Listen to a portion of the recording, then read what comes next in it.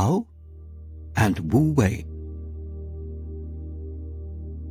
The essence of Lao Tzu's philosophy is the difficult art of getting out of one's own way, of learning how to act without forcing conclusions, of living in skillful harmony with the processes of nature instead of trying to push them around. For Lao Tzu's Taoism is the philosophical equivalent of jujitsu or judo, which means the way of gentleness. Its basis is the principle of Tao, which may be translated the way of nature. But in the Chinese language, the word which we render as nature has a special meaning not to be found in its English equivalent.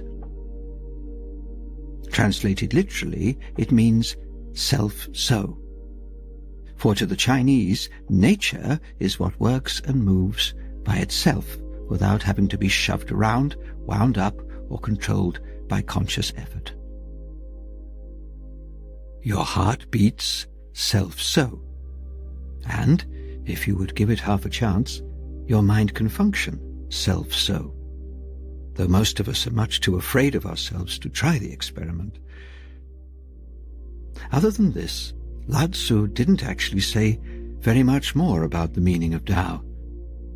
The way of nature, the way of happening self-so, or, if you like, the very process of life, was something which he was much too wise to define.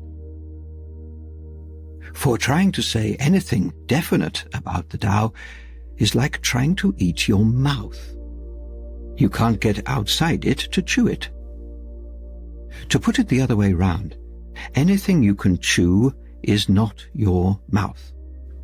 So too, anything you can define or imagine, anything you can understand or desire, is not the Tao.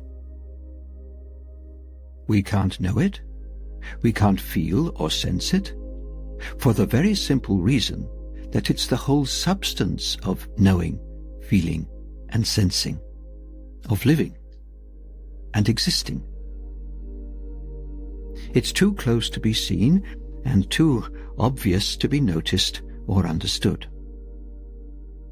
If I may say something which sounds utterly ridiculous, it's more us than we are ourselves. More you than you, more I than me.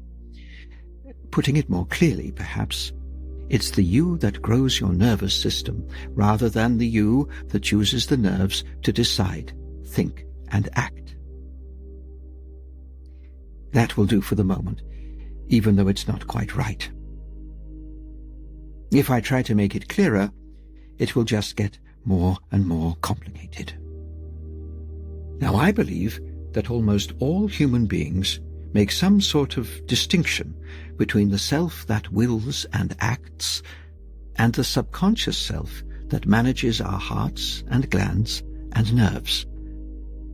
Such words as self-control and self-consciousness suggest this divide of our being into two parts, knower and known, thinker and thoughts.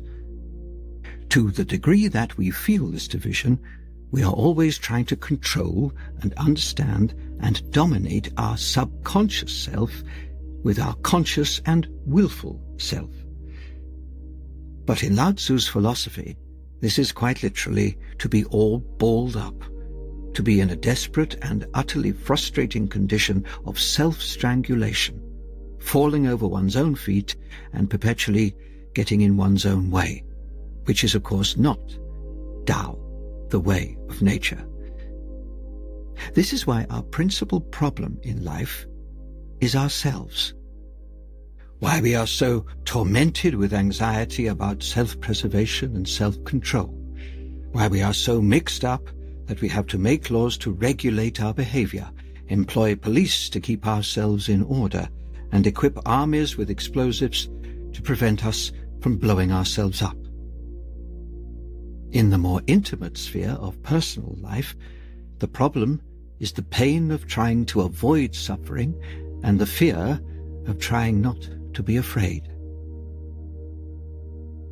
Obviously, anyone who realizes the enormity and absurdity of this predicament wants to get out of it, wants to get unballed up, to get back to the uninvolved sanity of the Tao. But this is so much more easily done than said that it's very difficult indeed.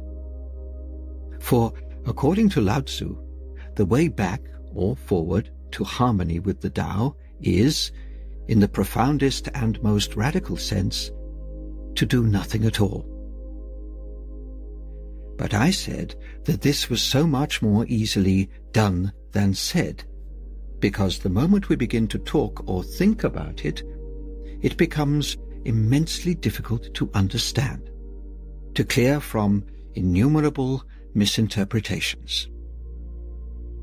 In the Chinese language, this special kind of doing nothing is called Wu Wei, literally non-doing or non-striving. This term is perhaps a bit awkward because the Chinese wei, to do, sounds rather like the English way. So to avoid unnecessary confusion in a confusing subject, I shall pronounce Wu Wei in the Japanese style, Mu Wei. When Lao Tzu said that Mui, doing nothing, was the secret of harmony with the Tao, he really meant it. But what he meant by it must be distinguished very carefully from two other courses, which sound quite different from one another, though they are really the same. The first course I will call the way of deliberate imitation. This is to suppose that we actually know what the sane and natural way of living is, to embody it in laws and principles, techniques and ideals, and then try, by a deliberate effort of imitation, to follow them. This leads to all the contradictions with which we are so familiar. The contradiction of man bawling himself out, as well as up, for not doing what he tells himself to do. The second, and seemingly opposed course, I will call the way of deliberate relaxation, the way of to hell with it all. This is to try not to control oneself, to attempt to relax one's mind and let it think whatever it wants, to set out to accept one's self as it is without making any effort to change it. This leads to a vast, sloppy, disorganized mess, or to a kind of compulsive stillness, or sometimes an equally compulsive psychological diarrhea. Both of these courses are far short of the real Mui, of profound and radical non-doing. What brings them to the same thing is that, in their different ways, the two courses had a result in mind. They consisted equally in something done or not done to get to a goal. The goal in question was some sort of image, some mental picture, some vague feeling of an ideal, of a state of accord with the Tao, of harmony with the way of nature. But it was precisely in relation to such notions and ideals that Lao Tzu said, "Get rid of knowledge, eject wisdom, and the people will be benefited 100-fold." He was talking about supposed knowledge of what the ideal way of life is. As I said at the beginning, there is simply no way of knowing what the Tao is. If we cannot possibly define the Tao, we certainly cannot define what it is to be in harmony with the Tao. We have simply no idea of what the goal ought to be. If then we act or refrain from action with a result in mind, the result is not the Tao. We can say then that Mui is not seeking for any result. Of course, this doesn't mean that a Taoist comes to the table without expecting dinner, or gets on a bus to go nowhere special. I'm talking of results in the moral and spiritual sphere. Such things as goodness, peace of mind, sanity, happiness, personality, courage, and so forth. Well then, is it possible for me to stop seeking for these results? Surely the very question implies that I have still a result in mind, even if this is the state of not seeking results. It seems therefore that I am helpless, that I am simply unable to think or act without some result in mind. It makes no difference whether I do or don't do. I am still compulsively, helplessly seeking a result. So I find myself in a teleological trap. I must purpose. I might almost say I am purpose. Now this is an immensely important discovery, for it means that I have found out what my ego actually is, a result-seeking mechanism. Such a mechanism is rather a useful gadget when the results in question are things like food or shelter for the organism.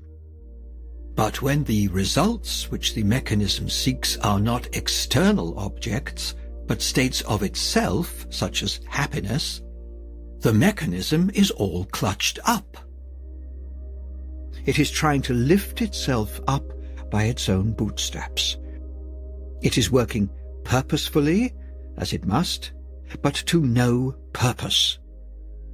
It is looking for results in terms of itself. It wants to get results from the process of looking for results. This is a hopelessly and wildly fouled-up feedback mechanism. There is, however, just this one possibility.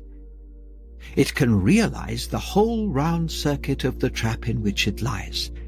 It can see the entire futility and self-contradiction of its position. And it can see that it can do nothing whatsoever to get itself out of it. And this realization of I can do nothing is precisely Wu Wei. One has mysteriously succeeded in doing nothing. At this moment, there is a sudden shift in the center of gravity of one's whole personality. You simply find yourself outside the trap, outside the result-seeking mechanism, which now appears as a sort of object which has purposes all to no purpose. You see yourself as a purpose-seeking creature, but realize that there is no purpose for the existence of such a creature.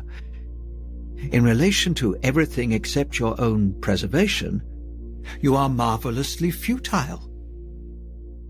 Your aim is to preserve and perpetuate yourself, but in the larger context of the universe, there is no reason, no purpose for this aim.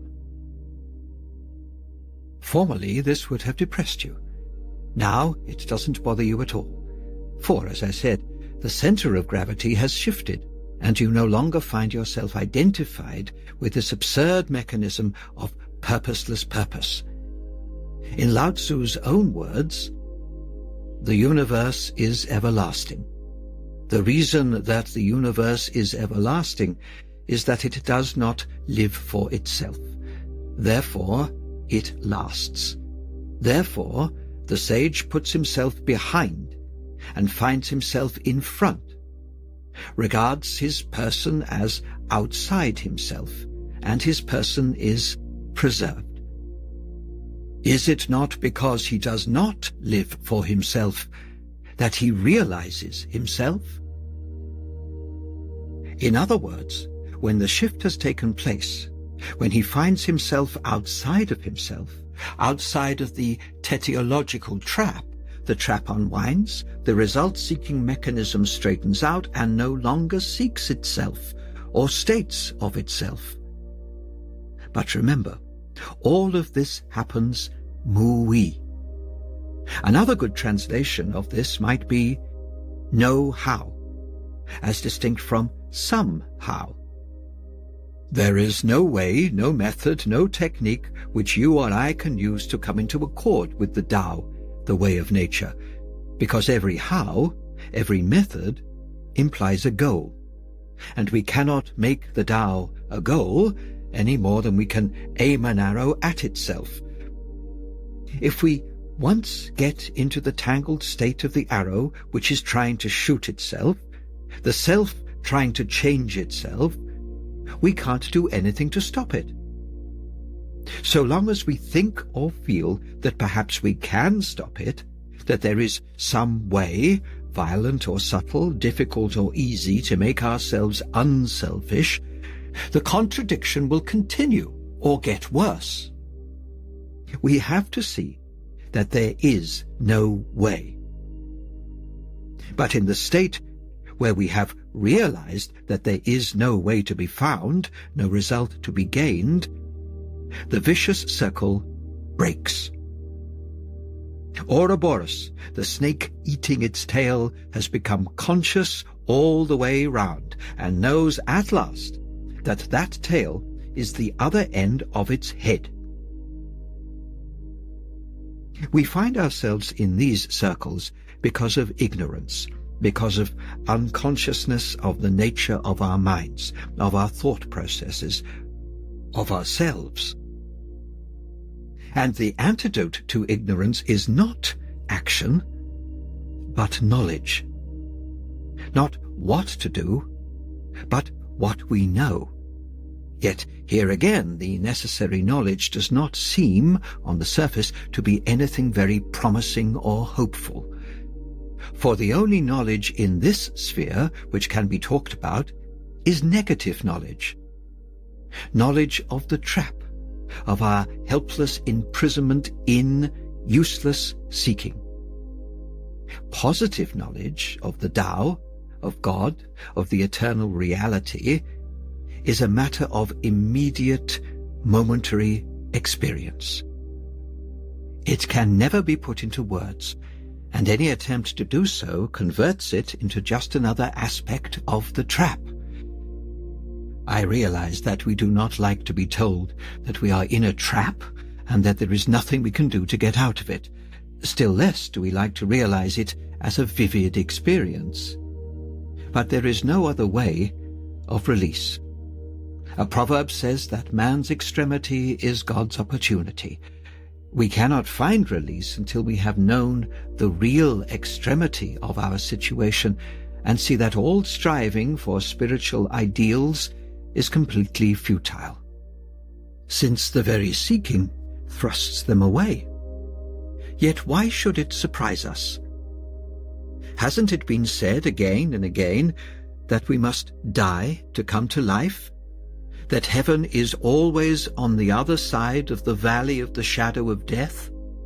The valley of which physical death is merely a symbol, where the helpless corpse, bound hand and foot in its winding sheet, is just a figure of the death in which we live so long as we mistake it for life? Where do we go from here? We do not. We come to an end. But this is the end of the night. Lightness of touch.